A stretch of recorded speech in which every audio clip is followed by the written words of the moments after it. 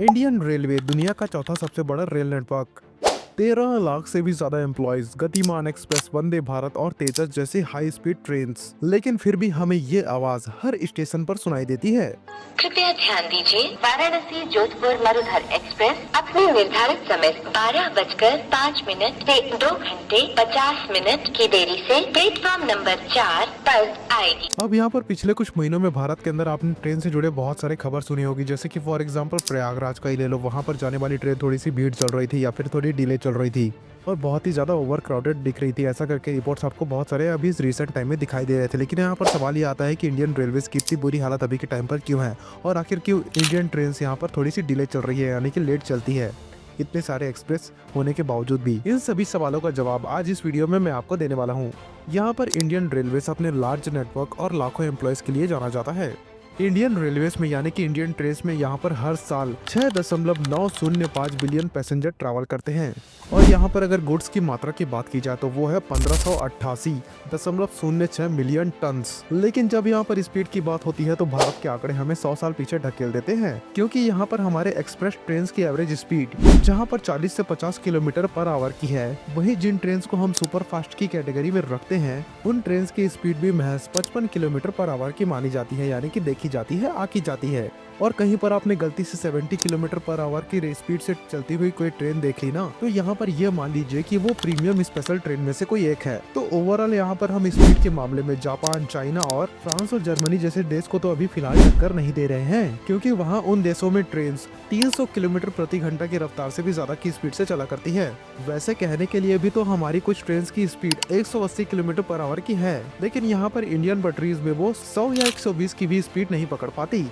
अब यहाँ पर अगर हम चाइना की सबसे हाईएस्ट स्पीड वाली ट्रेन यानी कि संघाई मंगलवा के बारे में बात करें तो उसकी वहाँ पर maximum commercial speed 431 kilometre per hour की मानी जाती है, जो 30 किलोमीटर का सफर महज 7 मिनट में पूरा कर लेती है। महज 7 मिनट में दोस्तों। अब यहाँ पर आगरा और दिल्ली के बीच 242 किलोमीटर की दूरी को वहाँ की ट्रेन महज 30 मिनट में तय कर सकती है और वहां पर उसी सेम टू सेम रूट को अपने देश के फास्टेस्ट गतिमान एक्सप्रेस ट्रेन को पूरा करने में 1 घंटा 40 मिनट का वक्त लगता है। और यहाँ पर आप इसी बात से अंदाजा लगा सकते हो कि ट्रेन स्पीड के मामले में हम बाकी देशों से कितने पीछे चल रहे हैं। यहाँ तक कि 1969 में जब पहली बार राजधानी एक्सप्रेस को रेलवे ट्रैक पर चलाया गया था तब उसकी टॉप स्पीड 120 हुआ करती थी, लेकिन करीबन 53 साल के बाद आज भी सबसे तेज राजधानी एक्सप्रेस 140 किलोमीटर प्रति घंटा की रफ्तार से चला करती है। और हाँ, जरा ध्यान दीजिएगा, मैंने बोला है चल सकती है, क्योंकि यहाँ पर इसकी एवरेज स्पीड 80 किलोमीटर प्रति घंटे को भी क्रॉस नहीं करती। और जब भी पब्लिक यहाँ पर इस स्लो स्पीड को लेकर सवाल उठाती है तो ऑफिशियल के पास हमेशा अलग अलग बहाने होते हैं। लेकिन चलिए हम आपको बताते हैं भारत में ट्रेन लेट होने के कुछ जेन्युइन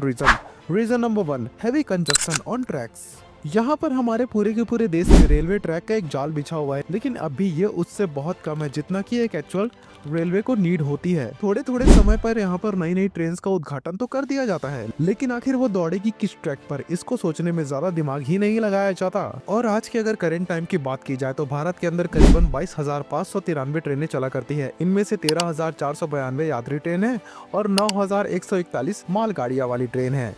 और ये सभी की सभी ट्रेनें 7,325 स्टेशनों में चला करती है भारत के अंदर। और भारत में रोजाना 24 मिलियन लोग रेल में सफर किया करते हैं। लेकिन भारत के अंदर यहाँ पर रेलवे ट्रैक्स की लंबाई 68,000 किलोमीटर की है महज, और इसमें से 54,000 किलोमीटर को तो महज गोरे अंग्रेजों ने बनाया था। यानी कि पिछले 76 सालों में हमारी भारतीय गवर्नमेंट ने महज 14,000 किलोमीटर ही बनाया है। साल 2000 में जहाँ पर डेली पैसेंजर ट्रेन की संख्या 8,520 की थी, वहीं अगर आज के टाइम की बात की जाए तो हर रोज 13,159 ट्रेन हमारे देश में दौड़ा करती है। पैसेंजर ट्रेन की बात कर रहा हूँ मैं। लेकिन यहाँ पर ट्रैक्स को रिक्वायरमेंट के हिसाब से बिल्कुल भी नहीं बढ़ाया गया है, यानी कि समय के साथ ट्रेन की संख्या तो बढ़ रही है लेकिन ट्रैक की संख्या यानी कि उसके किलोमीटर में कोई भी बदलाव हमको देखने को नहीं मिलता, यानी कि मेरा मतलब है लंबाई से। और कभी कभार तो बहुत सारी ट्रेनों को रोका जाता है दूसरे ट्रेनों को चलाने के लिए, और फिर यहाँ पर नतीजा यही सामने आता है कि हमारी जो निर्धारित ट्रेन है वो समय प्रारूप से पीछे चला करती है।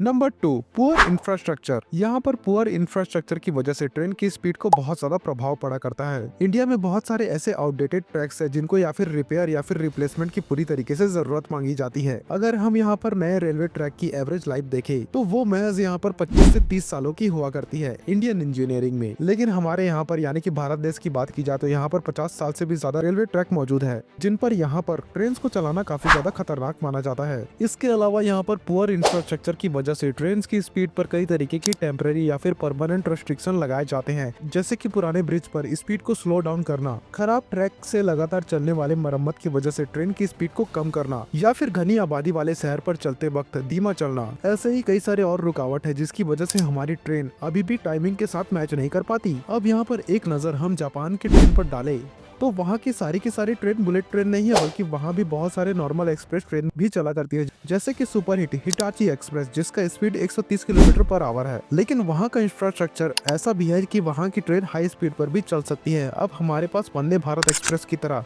180 की रफ्तार पर दौड़ने लायक ट्रेन तो है, लेकिन यहाँ पर वंदे भारत एक्सप्रेस को परमिशन महज 110 या फिर 120 किलोमीटर की रफ्तार की ही है, क्योंकि ऑन एन एवरेज ये ट्रेन महज 83 किलोमीटर प्रति घंटे की रफ्तार से ही चल पाती है, जो कि बहुत दुखद बात है। वही दूसरा एग्जाम्पल अगर हम ले, जो ट्रेन चलती है पुरी और नई दिल्ली के बीच जिसका नाम है पुरुषोत्तम एक्सप्रेस, तो इस ट्रेन की top speed 130 kilometre per hour की है, लेकिन यह अपने एवरेज स्पीड में महज 60 किलोमीटर की रफ्तार ही पकड़ पाती है। जाहिर सी बात है कि अच्छी इंजन कैपेसिटी होने के बावजूद भी खराब इंफ्रास्ट्रक्चर की वजह से हमारे ट्रेन स्लो चलते हैं। नंबर 3 पे आती है डर्टी पॉलिटिक्स। अब देखिए हमारे वहाँ जो नेता लोग हैं ना, उनका सबसे पहला गोल यही रहता है कि अगली बार चुनाव में भारी वोटों के साथ विजयी होकर वापस कैसे भी करके सत्ता में आना है। ऐसे में जो 4-5 सालों का उनको समय मिलता है उसमें वो कोशिश करते हैं कि उन कामों को करने का जो कि लोगों को साफ साफ तौर पर दिखाई दे सके, जिनमें से सबसे ज्यादा है ढेर सारे ट्रेनों को लॉन्च करना।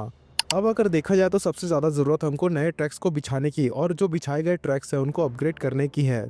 लेकिन इस काम में सबसे पहली बात तो यह है कि 15 से 20 सालों तक का समय लग जाएगा और आम लोग भी सीधे तौर पर इस ग्रोथ को नहीं देख पाएंगे, यानी कि समझ नहीं पाएंगे। ऐसे में हमारे नेता लोग सिर्फ उन्हीं मुद्दों पर फोकस करते हैं जिससे उन्हें अगले चुनाव को जीतने में हेल्प मिल सके। और दोस्तों यही वो वजह है कि जो 54,000 किलोमीटर की लंबी ट्रैक गोरे अंग्रेज बिछा कर गए थे उसमें हम महज 14,000 किलोमीटर ही जोड़ पाए हैं। Number 4, uncooperative attitude among railway officials. दोस्तों हमें यहाँ पर रेलवे अधिकारियों के लापरवाही के किस्से अक्सर सुनने को मिल जाते हैं। कई बार तो ऐसा भी देखा गया है कि ट्रेन आने की अनाउंसमेंट किसी और प्लेटफॉर्म पर होती है, लेकिन ट्रेन तो किसी दूसरे प्लेटफॉर्म पर आ जाती है, चली जाती है। ऐसे में जब तक सवारी ट्रेन में ना बैठ जाए तब तक वो आगे थोड़ी बढ़ेगी। और जब पैसेंजर्स को यहाँ पर अपना प्लेटफॉर्म चेंज करते टाइम जो लेट होता है ना, यानी कि जो टाइम की वक्त की वेस्टेज होती है ना, वो भी तो यहाँ पर ट्रेन के लेट होने के कारण बन ही जाते हैं। इसके अलावा अगर कोई भी ट्रेन देरी से चल रही होती है तो ऑफिसर्स वहाँ पर उस ट्रेन को समय पर पहुँचाने के बजाय उसको और भी ज्यादा लेट ही कर देते हैं, ताकि यहाँ पर ऑलरेडी लेट हो चुके ट्रेन के चक्कर में और भी बहुत सारी ट्रेनें लेट ना हो जाए। लेकिन यहाँ पर इतना ज्यादा दिमाग लगाने के बावजूद भी हमें वही देखने को मिलता है कि ज्यादातर ट्रेनें यहाँ पर भारत के अंदर देरी से ही पहुँचा करती है अपने डेस्टिनेशन में। Number 5, unhealthy competition. एक्चुअल में यहाँ पर रेलवे के अंदर अलग अलग जोन्स के अंतर्गत एक बहुत ही अनहेल्दी कंपटीशन आपको देखने को मिल जाता है। यहाँ पर अलग अलग जोन्स के ऑफिसर दूसरे ट्रेन को लेट कराने के लिए उनको ग्रीन सिग्नल नहीं दिया करते, यानी कि पासिंग सिग्नल नहीं देते। नवंबर 2017 में नॉर्थ सेंट्रल रेलवे पर यह आरोप लगाया गया था कि वो हरियाणा के पलवल स्टेशन के काउंटर पर कई सारी ट्रेन को जानबूझकर रोक देता था ताकि उसकी ऑन टाइम परफॉर्मेंस और जोन के मुकाबले में बेहतर हो सके। और यहाँ पर ये अनहेल्दी कंपटीशन का नतीजा ये होता है कि ट्रेन घंटे घंटे तक लेट हो जाती है और स्टेशन पर कई बार तो खड़ी रह जाती है। और जब एक जगह ट्रेन लेट हो गई तो फिर खराब इंफ्रास्ट्रक्चर की वजह से उसे वापस से अपना पंक्चुअल टाइम पाने में बहुत सारे चैलेंजेस का सामना करना पड़ जाता है। Number 6, bullying of railway officers. यहाँ पर रेलवे एम्प्लॉइज को लेकर एक बहुत ही सीरियस कंप्लेन हमेशा को देखने को मिल जाती है। बड़े अधिकारी अपने जूनियर्स के साथ तानाशाही वाला रवैया अपनाते हैं और वे लगातार उन पर मानसिक दबाव बनाकर काम करवाना चाहते हैं। देखा जाए तो एक स्टाफ को एक बार में एक ही ड्यूटी करने का नियम है, लेकिन बड़े अधिकारी उनसे उन ऑफिशियल वर्क के अलावा अपने पर्सनल काम भी करवाया करते हैं। और यहाँ पर इस तरीके के खराब रवैये की वजह से रेलवे स्टाफ को हमेशा मानसिक तनाव से गुजरना पड़ता है, यानी कि मेंटल स्ट्रेस से।